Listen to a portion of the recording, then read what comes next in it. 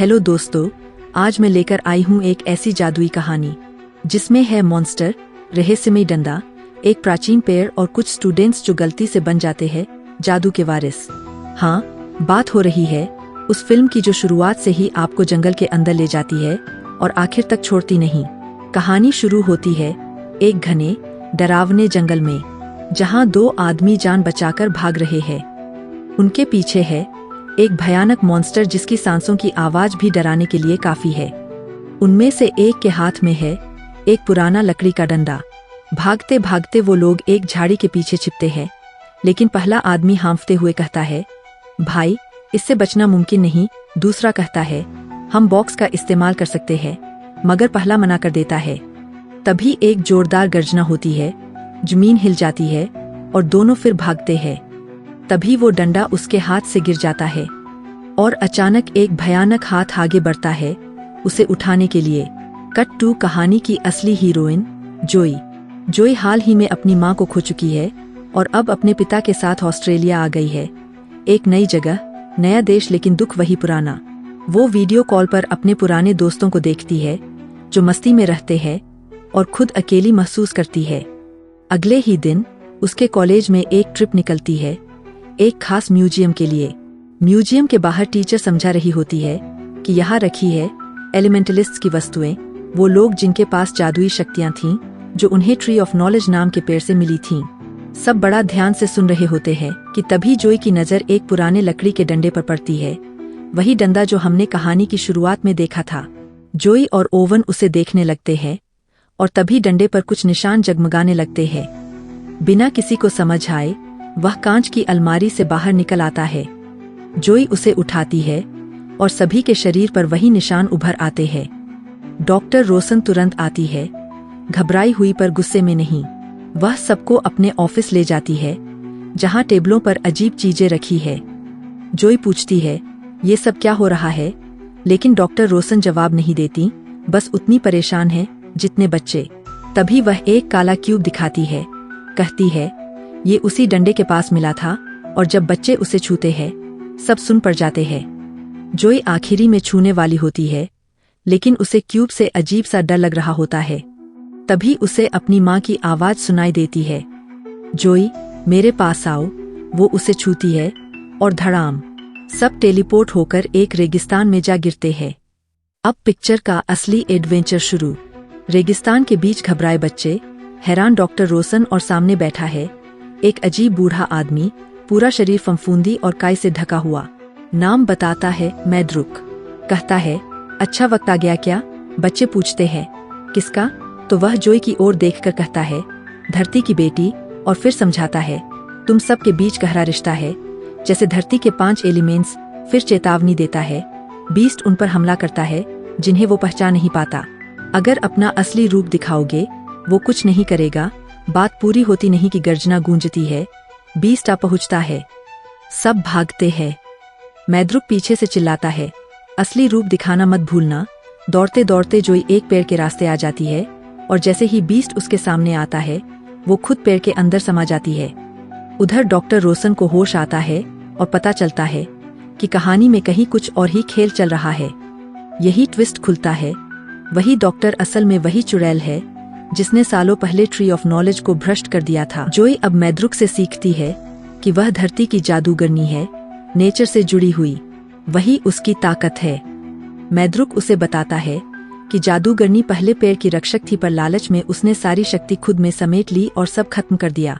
अब उसे रोकने का एक ही तरीका है, उस डंडे के बाकी हिस्सों को ढूंढना। दूसरी ओर बाकी स्टूडेंट्स जंगल में बचने की कोशिश करते हैं। केली, केटलिन, हेवियर और ओवन आपस में भिड़ते भिड़ते आखिर एक पुरानी गुफा तक पहुंचते हैं जहां दीवारों पर अजीब निशान बने हैं। केली जैसे ही हाथ रखती है वे चमक उठते हैं। तभी उन्हें समझ आता है ये सब एलिमेंट्स को एक साथ लाने वाली पहेली है। इधर जोई मिट्टी से खुद को ढकती है ताकि बीस्ट उसकी महक ना पहचान सके और अपने दोस्तों को ढूंढने निकलती है।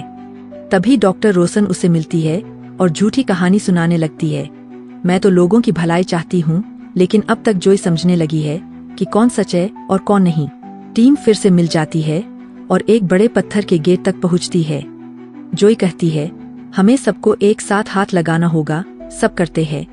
गेट खुलता है और वो पहुंचते हैं वुडलैंड में, जहां हवा में शांति के साथ खतरा भी तैर रहा है।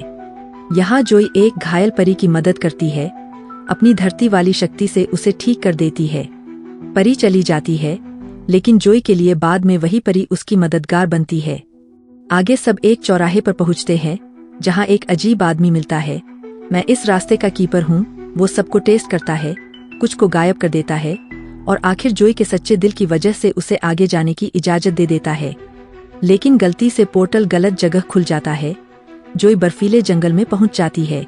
वहां उसे मिलती है वही जादूगरनी, जो इस बार उसके दिमाग के अंदर है।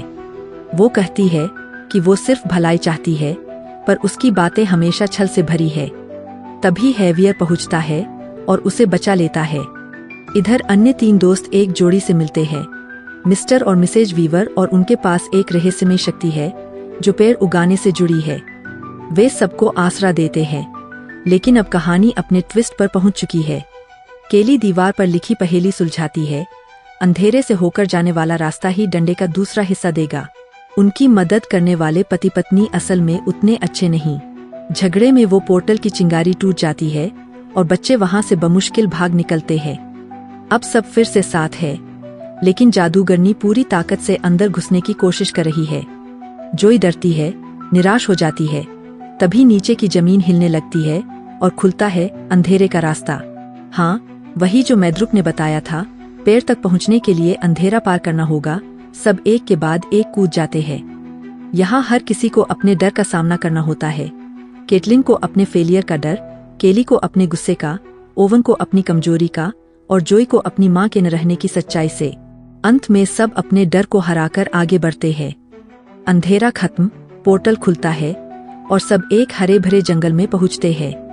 वहाँ उन्हें मिलता है एक पुराना बॉक्स, वही जिसके लिए सब कुछ चल रहा था। सब मिलकर हाथ रखते हैं। बॉक्स खुलता है, लेकिन अंदर कुछ नहीं।